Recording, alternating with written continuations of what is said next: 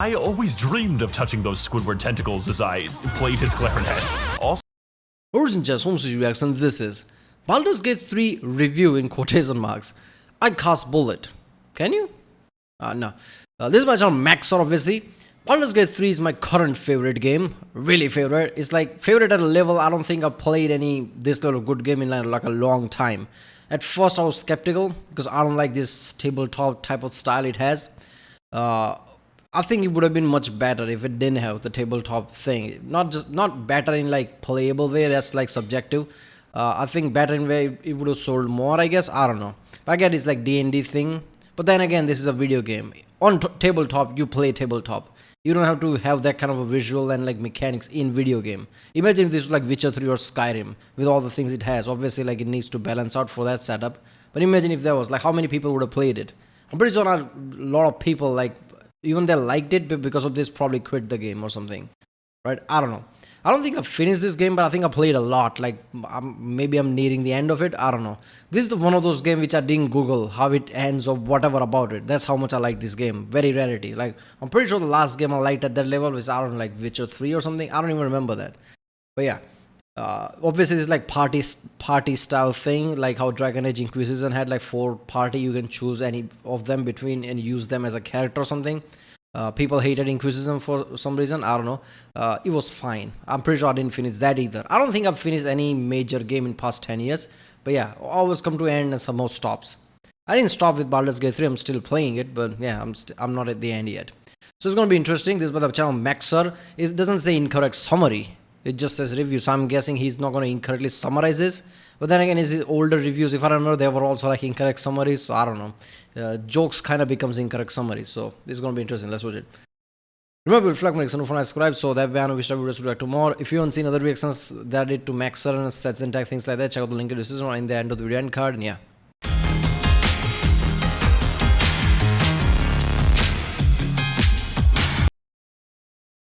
This video is going to spoil the entire game.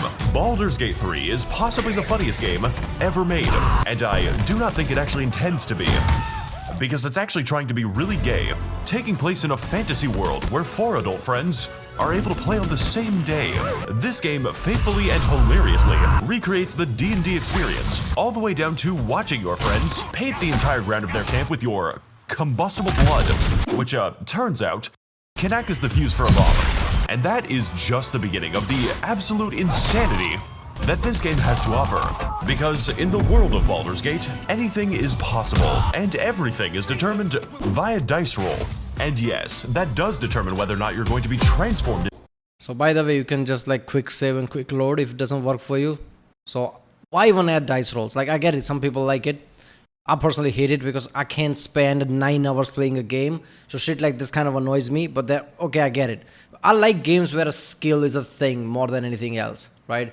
Dice roll is opposite of that. It's not up to you, right? Obviously skill matters. Like with the right skill, there's a high chance you're probably going to be fine. I like they added that shit into it. But still, like dice roll is still like, I don't know. Into cats 4 turns before the building explodes. I think this is the best game ever made, and I'm not even exaggerating. But seriously, before beginning our amazing adventures, we have to choose our characters very carefully. We've got Astarion, the Dark Urge, Squid Game Huggy Wuggy, all the customization you can think of for my human male fighter. But today, we're going to be playing as Ongyat Rizking, a they-them wild magic sorcerer with absolutely unnatural charisma. Charisma so powerful that I convinced a boss to kill his minions, to kill his dog, to kill himself, then convinced him to join me against the forces of Satan 30 hours after I sent him to hell. Coincidentally, Ongyat Rizking is not a smart man. My playthrough was classified as morally ambiguous because I usually did the right thing very badly. You're probably wondering right about now, max0r, why are you speaking to a sentient rat in hell? That is a good question with a very bad answer. I thought it would be really funny to sell my soul to Lucifer and then break into his house, kill his incubus that he uses to have sex with himself, steal my soul back along with everything worth money, which is the real reason that I'm here, make a break for it just in time to get caught and be forced to kill Satan, who by the way has 666 HP and sings about how he's going to kill you like a Disney villain. Was this the ethical course of action? Maybe, but in retrospect, I did not think I would get caught. So, on top of his immaculate riz and dubious ethical success, the most important detail of On God Riz King is that he is a wild magic sorcerer, which is definitely a class to choose. Imagine for a moment that you and your 20 allies are trying to push past a narrow corridor when me and the fellas cast a swarm of bees, black tentacles, and a goopy fart cloud which kills your entire team before you are able to see. Seriously, I hate the shit of like figuring things too much out, which is like anti-me if I see like my whole life playing video games. Actually, I liked that shit back then, but now like life changes. Life becomes busy, right? Every moment counts. So whenever I have like too much shit to figure out, I'm like, what the fuck, right? Somehow this game wasn't that. There was a lot of shit to figure out and somehow I liked it. It's like, this is the example of how you can make good games even in modern era. I still remember like there are all those fucking developers, even Rockstar were like pitching in like, oh, there's like, oh, I didn't make this too good. This is surreal, man, right? I hope Larian Studios keep doing this shit and they don't get like, like Bethesda treatment where like they become too big and just like start to make shitty games, right? I hope they keep making games like this, but make more like a Witcher and a Skyrim type of, not just this D&D style. Imagine how good the RPG element of that would be. See anything. I call this strategy the fucked up hentai. Now, if that was to hypothetically happen, you would theoretically accuse me of a lot of bullshit, to which I would respond with, yes, officer, I did just disintegrate that child. And what's more, I have committed crimes you can't even charge me for. Say hello to the spell Feign Death, which works by placing your allies into a coma.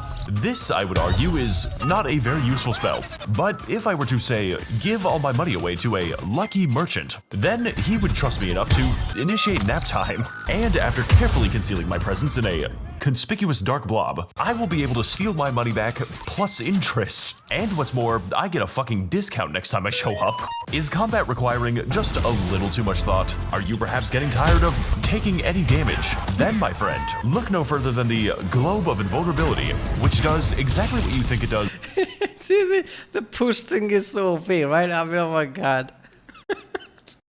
Who was that? Like, very early on, right? There's a witch type. Who's that? There's a witch or something. They go to the cave, try to save a girl, right?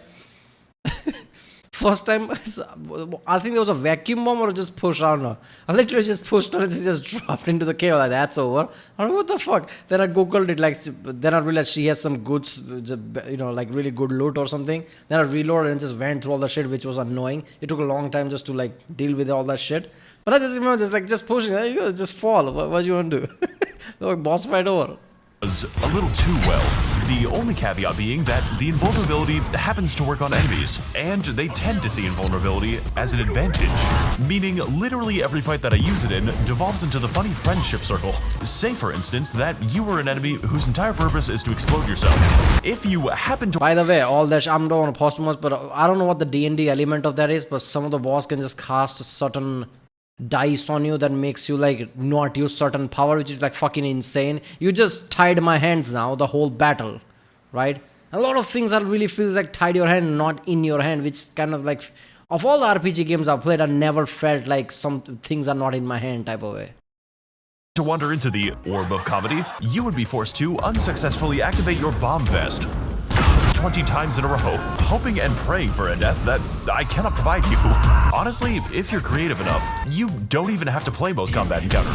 I once fought a boss that began every fight by instantly killing me. Now, most normal people in this situation would reload the game, try some other quests, literally anything that uses your brain.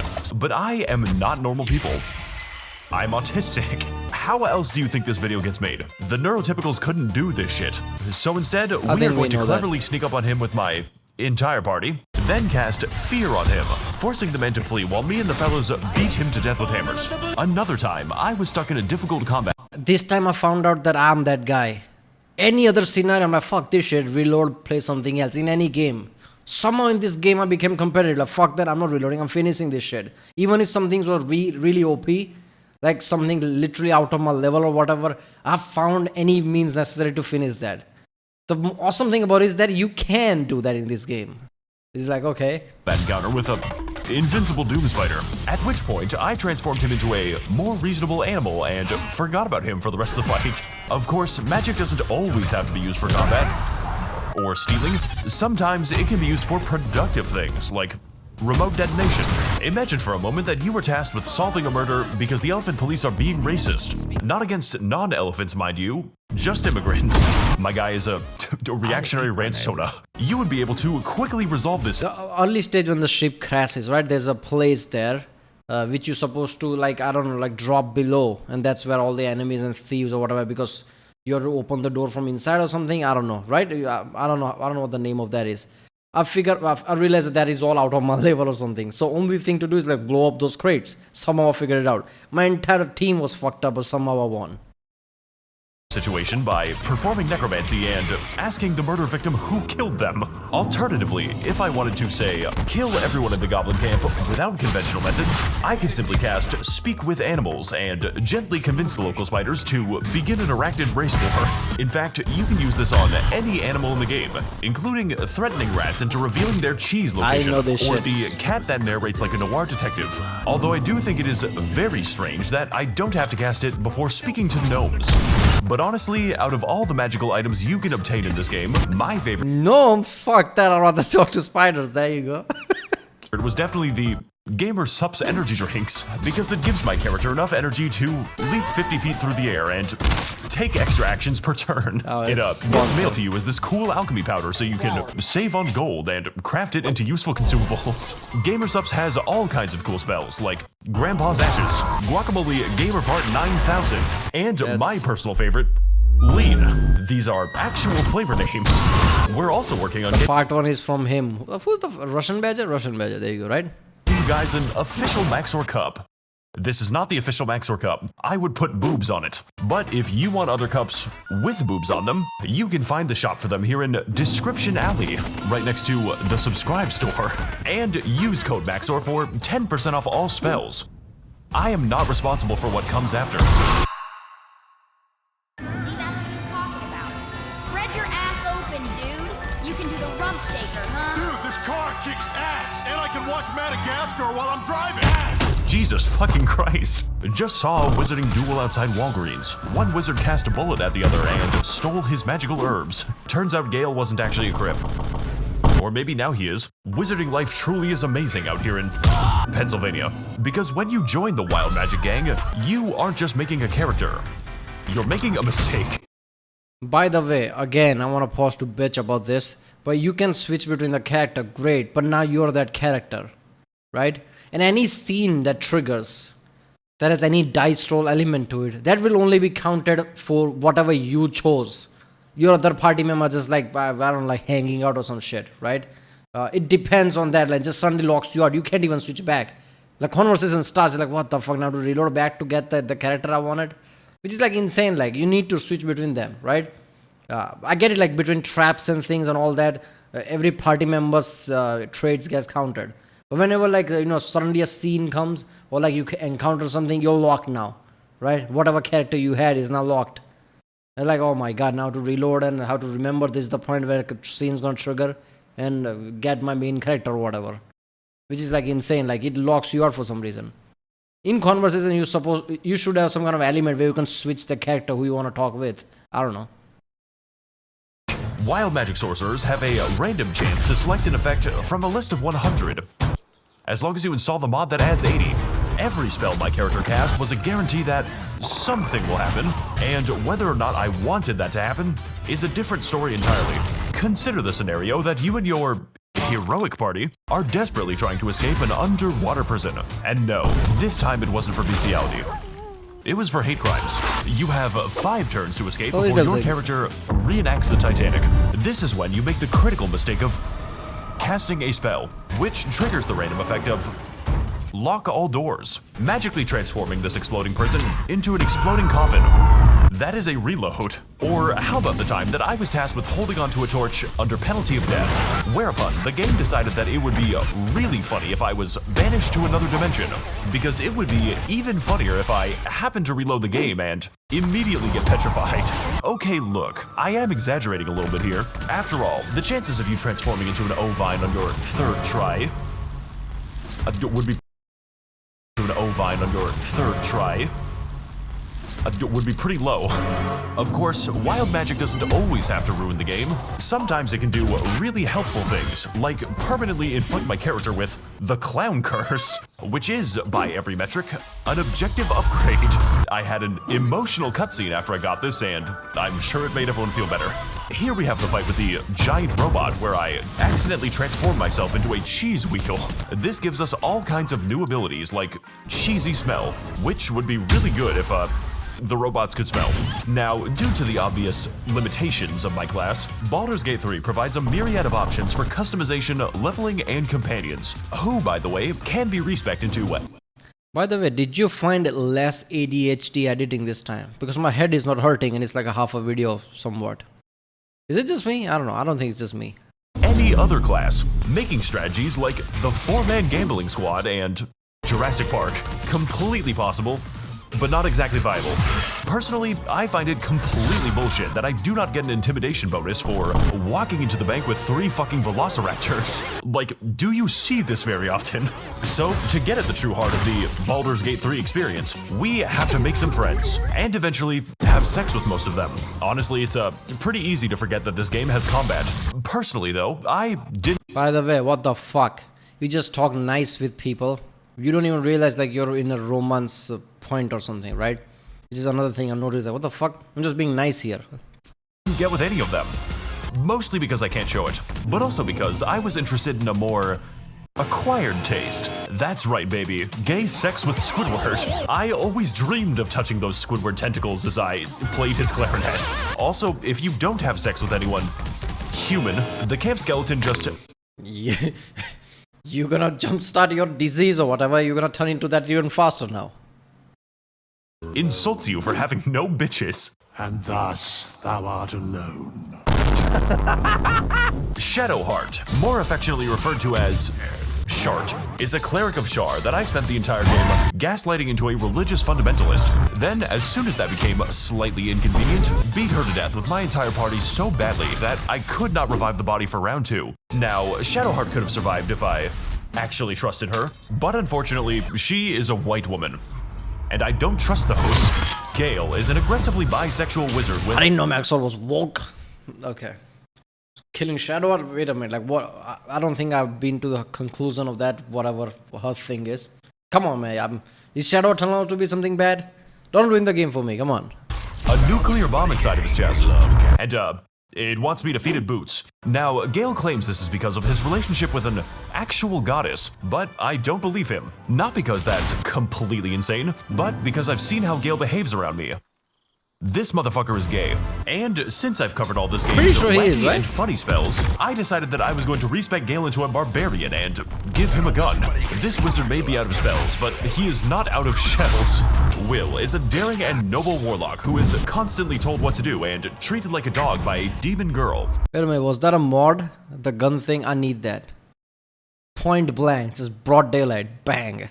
Some OP gun should be in this game. Somebody had the mod of that. Desert Eagle, one shot and that's it. Oh, it's so you need multiple team. It's like hard boss. Just pull out Desert Eagle. Like what you were talking about now? So I don't understand why he doesn't enjoy that. This game's writing is unrealistic. Lae'zel is a Githyanki fighter who, within 3 seconds of speaking to her, made me decide that yes, I am going to do a racist character today. And over the course of our adventure, Seriously. Lae'zel surprised and shocked me by never failing to prove my racism correct. Asterion is a— sorry, I forgot I installed that mod. Asterion is a devilishly handsome rogue that specializes in giving enemies the devious backshots. This is mostly because Asterion happens to be a literal vampire, which becomes relevant when I sacrifice 7,000 children to him to create the ultimate life form. I promise the scene isn't gay. Unfortunately, this did basically nothing as Asterion proceeded to walk down the hall and get his ass beat to death with hammers. Because out of all the abilities our sacrifice could have given us, Asterion had graciously received the power to continue being useless. Though, to be fair to Asterion, no ultimate vampire twink is going to kill 5 full-blood Texans on their 5th Modelo. And Karlach is a very hot bar— Okay, somebody comment down because I don't want to Google this because I don't want to Google this game at all. I don't want to ruin this. But which is the most OP character and OP skill set you have in this game? Like which companion has that? Or can we become OP with certain skill set? I don't know, I get obsessed over this. Like whenever I play RPG, like which is the combination of best thing, right? In Dragon Age Inquisition, whenever you play as rogue, right? There's 1,000 cuts special skill you have very later on, you know, I guess unlocks. I'm pretty sure it's 1,000 cuts. It's like a major skill, right? That is so OP, it can kill a dragon with just one shot. I realized then, and there you go, I was like happy, like there you go, now finally game is finished. Pretty sure never finished that game. I was all the way to end. Finished the DLCs, didn't finish the game. Same thing with Fallout 4. Finished the DLCs, never finished the main game. I don't know why. But what is that in this game? What is the most OP skill and OP combination of things you can have? Barbarian that I use throughout the game as a punching bag. One time, Karlach got so mad that she randomly destroyed every box in a 10-meter radius, repeatedly setting the entire party on fire until we fucking died. It was at this moment I decided that Karlach was going to be the one to disarm every trap in the game for me. Make sure to grab the treasures, Karlach. With our powers combined, we are the world's shittiest polycule. Same cave thing I'm talking about, that first cave thing I'm talking about, the first time that you try to rescue that girl, that witch, whatever, and they're like these flower traps. I try to jump and try to be like ninja-wise, trying to avoid them, and some idiot from a party always walks over them and everything burns up. Like, what the fuck? There you go. So all that like Skyrim companion thing, blocking the door, this Lydia shit, kinda applies here as well.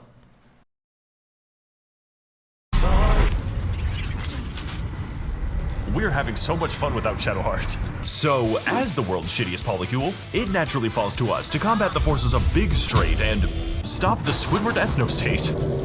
Mostly by accident, because if there's one thing that motivates me more than protecting my potential investments, it is stealing from them. Yes, sir, it is certainly bad if the only bank in the city gets robbed. But don't worry, I've conducted a thorough investigation in my camp, and I have found no evidence of wrongdoing. Quests in Baldur's Gate 3 are, for lack of a better term, fucking insane, both in their scope and in content.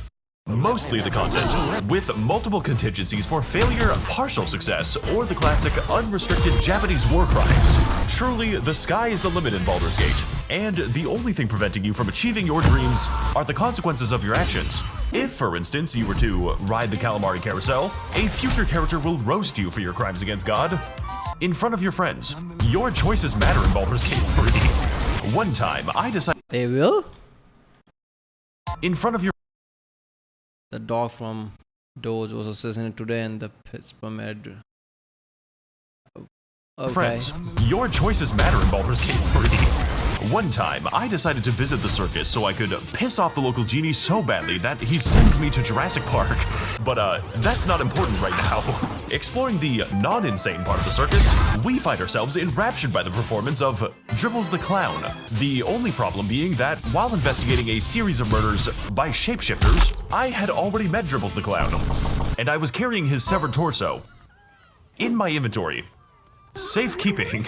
So, despite knowing the identity of my gang stalkers, I decided to send Asterion to the stage anyways, mainly because I thought it would be funny. And I was not disappointed. This guy should open a YouTube channel where he promotes an energy drink he intentionally poisons.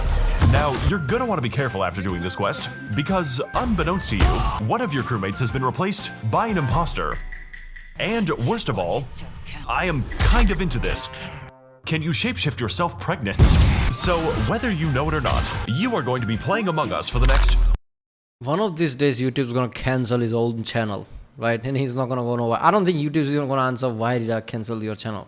Max is like, why did you cancel my channel? There was no strikes, there was no nothing. YouTube's like, you know why. You know why. I love max0r. All the jokes, like, fuck it, I'm just gonna make it. 10 hours. And honestly, playing as the imposter is so much more fun. Which is why, instead of stopping the killings, I decided that I was going to do them myself, and eventually join the blood cult by bathing in the blood of the racist elephant to bring about a new future of crimson despair. Shapeshifters are usually multiracial, by definition. What I'm trying to say with these long anecdotes is that you never just go to the circus in this game, or God forbid, speak to a clown. Though you are watching this YouTube video, which is close. Repost if you want to nail a porcupine to your neighbor's balls. Give me the every game you play and you have this anticipation like this will probably lead to something, and it doesn't. You're like, okay, maybe I'll become this too much where I expect things to go crazy all the time, and of course it's not gonna go. That's not gonna apply to Baldur's Gate 3. Everything you're gonna expect to go crazy, it will be.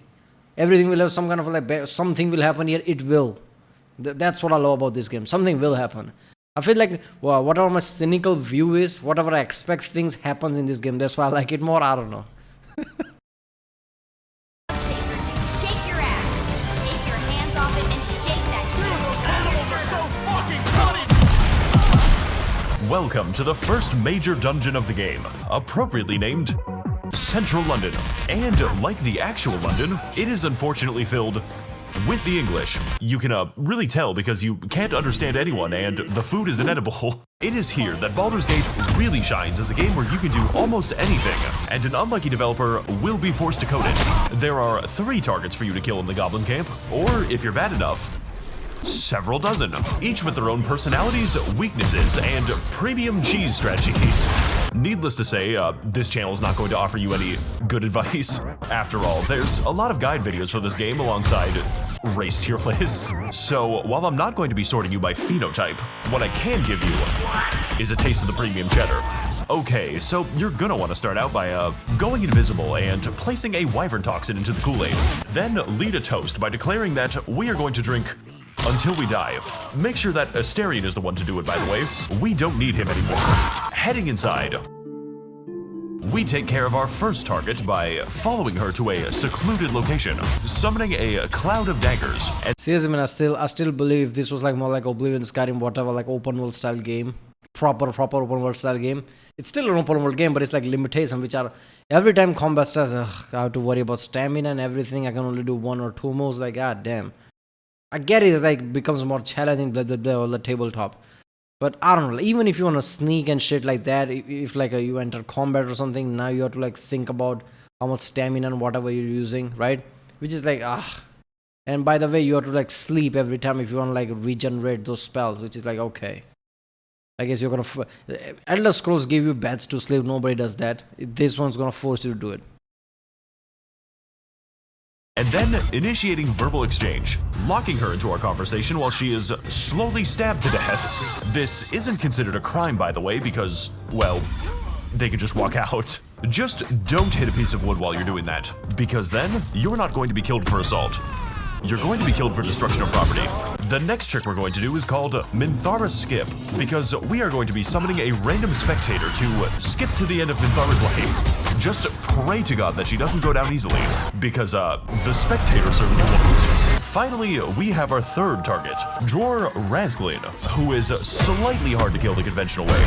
So instead of that, we're going to do something significantly harder. I know, really original strategy, Max. Animals are so fucking funny, they make me want to... Welcome to the Underdark, home of the spectator boss fight. Because yes, in addition to having a giant underground area filled with interesting flora and fauna, Baldur's Gate 3 dares to ask the question of what if people...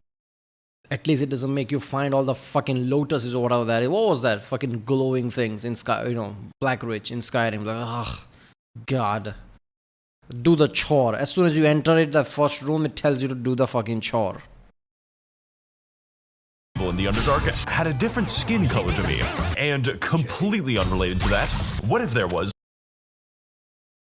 a lot of slavery? Because it is this very slavery that we are going to take advantage of. Immediately upon entering the world's basement, you're gonna want to head over to the Mushroom Kingdom, and you're gonna get a letter telling you that the princess is now a permanent guest at one of Bowser's 7 Koopa hotels.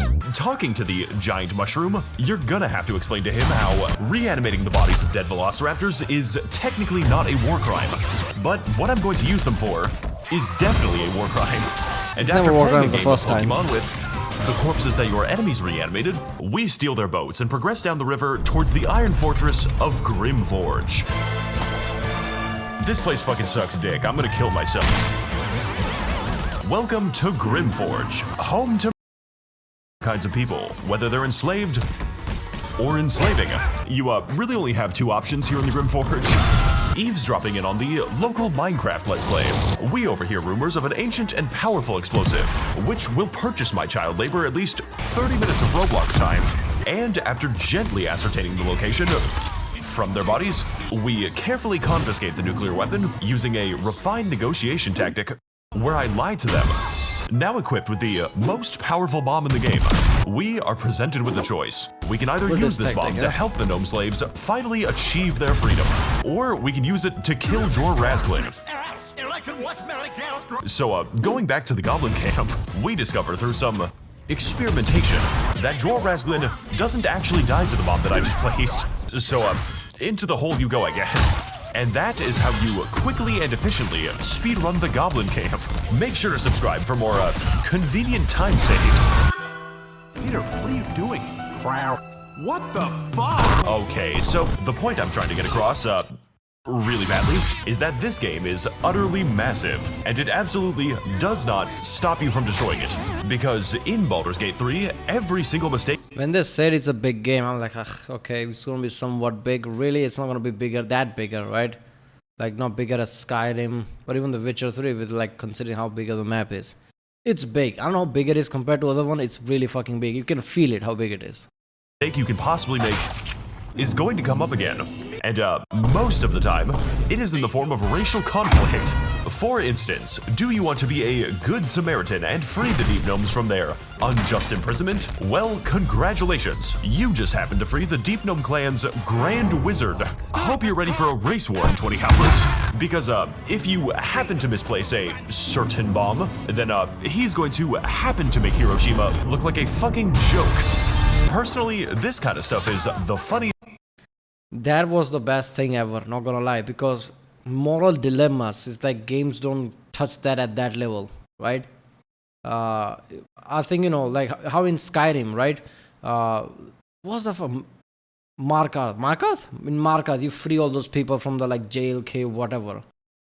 But there is like a connotation there, right? Like they are not really like, okay, they're also angry people trying to kill people, but that doesn't lead anywhere. Imagine if they led something with more moral dilemmas, like that accent wasn't just always right. What seems at the surface isn't always liked, right? Like how geopolitics works. With a simple mind, with a simple person's mind, why are you not just doing that? When you study more, you realize that there's more complexity to that. A lot of things happens like that in Baldur's Gate 3, which is awesome. Shit I've ever seen. Not the racism part, although that is still funny, but rather the simple joy of knowing that your save file has probably already been destroyed without you even knowing it. Since beginning the long process of making this video, I have made a multiplayer warlock named Grizzly Bear, alongside my friends Reese and Nomer Simpson. And after playing for approximately 10 minutes, I can confirm that my first character inadvertently killed almost everyone he spoke to, and about half the time, the reverse was true. A good example of this is the time that I just so happened to water my character into a literal god, who then offered me a pivotal and important quest, prompting me to raise the reasonable inquiry that if she was a god, surely she would be able to kill anyone she wanted. She responded by fucking vaporizing me.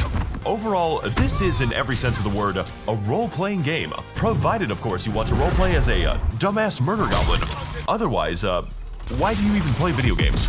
We blow shit up in this motherfucker. Better take your sensitive ass back to LinkedIn. With scores of amazing and deep content that Humans are morons. So yeah, your character's gonna be a moron. If it's not, like you've just been a watered down game. This was awesome. I unintentionally locked myself out of because we accidentally killed a man named Bingus Bongus. Ripped to a fucking real one. Strategic and complicated combat, and an entire world of possibilities and solutions. That complicated combat, where you expand that list of your skill to realize your other skills. I didn't know that until a long time before I can realize, wait a minute, I can expand that, there's more skills there. What the fuck? It's like very simple, but I didn't know that. Which will leave you wondering, how the fuck am I allowed to do this? Is this a glitch or intended behavior? Yes. So, while I didn't get to cover everything since, I'm only human, you can trust me when I say that there is something in this game for everybody. 10 out of 10 would unleash Gnome Hitler again. For me though, I would like to thank all of my amazing patrons, using and sacrificing their funding for only the finest of video game content. As always, more deranged gacha game videos to come. I will be sure to spend all of your money very responsibly. Oh yeah, this video is about Baldur's Gate 3. He just went Seth there. Yeah, he just went Seth there almost. Oh, he should have made multiple videos of this. This game deserves it. I mean, come on, you're gonna make like multiple videos of, Elden Ring and shit like this. This is like one of the best ever. Elden Ring is very one specified game. Baldur's Gate 3 is all of them. It's a very wide spectrum game. I don't know. Baldur's Gate 3 is like really good. If I like it, that's like a high bar. Because I don't like most things. Even the good things, I just walk away. 10 years ago, like 2012, 13, 14, even 15, I was like the guy who just plays games a lot. Then I become like, alright, until something's absolutely best, I'm not gonna touch it. Even if something really great comes, I touch it, it's like, oh right, it's fun, I play halfway and just like I usually stop. This game was too good. First they talked about like Baldur's Gate 3 is too good, this and that, all the developers are saying this and that, I'm like, come on, it can't be that good. I kind of but just started to play it, right? Thinking like, okay, will I like this, will I not? Okay, fuck it. I mean, Starfield, I played it a bit and it's like still there, it's just unplayed. Steam is just like, it's just there sitting on Steam or something, right? I don't even know if the Steam is locked in anymore or whatever, right? Because usually I like Epic Store games for whatever reason. So yeah, but this game is really good, insanely good. Especially like the people who just likes your like normal everyday RPG, open world RPG type of game. Right? There are people who just plays games like this with a top view, with many elements happening, complex games. I'm not those people. So this is not, every time people see trailer of this, it's like, oh, it's gonna be one of those games. I'm not gonna like it. No, it's not. It's really good. It's like combining those two worlds together really well. You can play it. Like if you're like a average casual gamer who plays like open world games, like Elder Scrolls Skyrim, Witcher 3, you will like this game. Right, well, if you like my next one, subscribe, and yeah, I'll see you next time.